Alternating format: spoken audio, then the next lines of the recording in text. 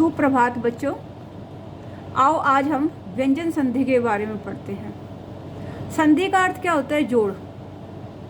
जब व्यंजन का व्यंजन से मेल होगा या व्यंजन का स्वर से मेल हो और जो नया परिवर्तन आप देखोगे उसे ही हम व्यंजन संधि कहेंगे।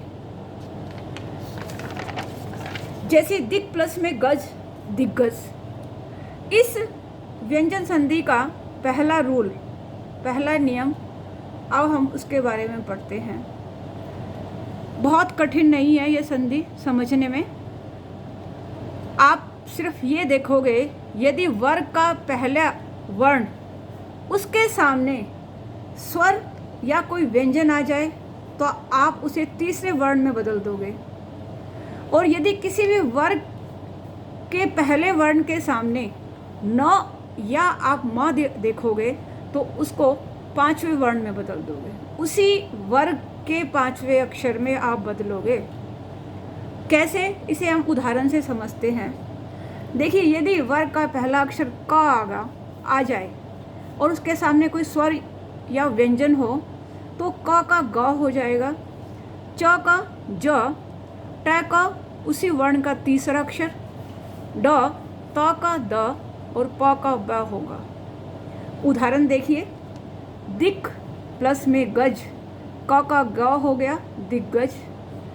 अच प्लस अंत, च का ज बना तो अजंत हो गया।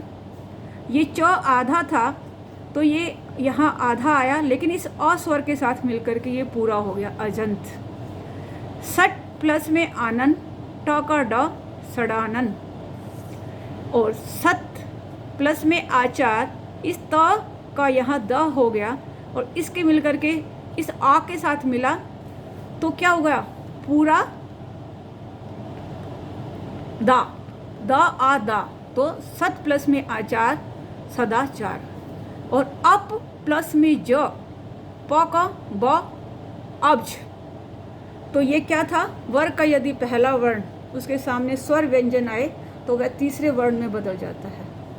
अब देखिए, नियम दूसरा क्या कहता है कि यदि किसी भी वर्ग का पहला वर्ण आए और उसके ठीक सामने न या म होगा तो हम उसी वर्ग के पांचवें वर्ण में बदल देंगे।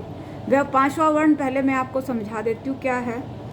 क होगा तो उसका ड हो जाएगा, च का य, ट का न, त का न और प का म।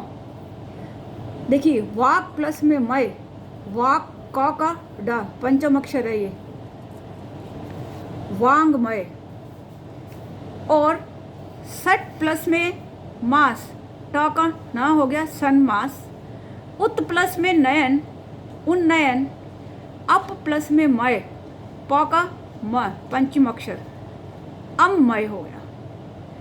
आपको यहाँ एक और विशेष बात बताना चाहूँगी कि पहले तीन वर्ग के जो पंचम अक्षर है ड, य और न, इन तीनों पंचम अक्षर से हिंदी में शब्द की शुरुआत नहीं होती, अर्थात ये शब्द की बिल्कुल स्टार्टिंग में प्रयोग नहीं होते। अभी तक आपने ये सीखा कि पंचम अक्षर का प्रयोग। अब ये पांच वर्ग देख लीजिए, क वर्ग, च वर्ग, ट वर्ग, त वर्ग और प वर्ग। क का तीसरा वर्ण ग, च का ज, ट का ढ, त का द और प का ब हुआ पहला जो हमने नियम पढ़ा। और दूसरे नियम में क्या हो जाएगा? ये क पंचम में बदल जाएगा। कब बदलेगा? जब इनके सामने न और म होगा। बस इतनी छोटी सी बात समझनी है कि यदि आपको पंचम अक्षर दिखाई दे तो उसी वर्ग के पहले अक्षर में उसे बदल देना, और यदि आपको पहला अक्षर दिखाई दे तो उसका आपको यदि इसके सामने स्वर या व्यंजन हो तो उसे तीसरे वर्ण में बदल देना। अब नेक्स्ट रूल क्या कहता है कि यदि बाईं तरफ म के सामने क कबूतर से लेकर मैं म तक कोई भी वर्ण हो तो उसका 5वां अक्षर हो जाएगा। या माँ के सामने अंतस्थ और ऊष्म व्यंजन हो। अंतस्थ और ऊष्म व्यंजन कौन से होते हैं? य, र, ल, व, स, श, स, ह। इन यदि आ जाएं तो अंतस्थ और ऊष्म व्यंजन के आगे माँ का अनुस्वार हो जाएगा, और जो माँ के सामने क से म तक कोई भी वर्ण होगा तो उसका 5वां अक्षर हो जाएगा।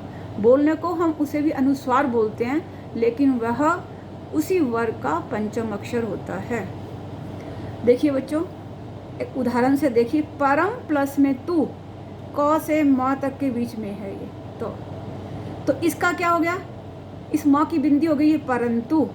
लेकिन होगा क्या? ये जो आप ता देख रहे हो, यहाँ जो आपको ता दिखाई दे रहा है, वह ता ये ता का 5वां अक्षर क्या हुआ? ना। यहाँ पर ये जो 5वां अक्षर की जो बिंदी है, अनुस्वार है, ये वास्तव में ये न है, उसी वर्ग का अंतिम 5वां अक्षर। दूसरा देखिए उदाहरण, सम प्लस में जय। ये ज किस लाइन का? च का। इसका 5वां अक्षर क्या है? य। तो ये क्या हो गया? हमने यहाँ बिंदी लगा दी इसकी संजय, लेकिन वास्तव में ये होता कैसे है? ये स, ये च का 5वां अक्षर ज, और ये संजय। नेक्स्ट एक उदाहरण और देखिए, सम प्लस में बंध। अब इस ब को देखिए, ये कहाँ से आया? प वर्ग से। इसका 5वां अक्षर क्या है? म। तो यहाँ संधि करते हुए जो हमने यहाँ बिंदी लगाई है, ये 5वां अक्षर वास्तव में ये आधा म है। यहाँ तो ये पहले से लगा हुआ ना भी हो, तब भी आपको यही देखना है कि प वर्ग की जो पंक्ति है उसका 5वां अक्षर कौन सा है।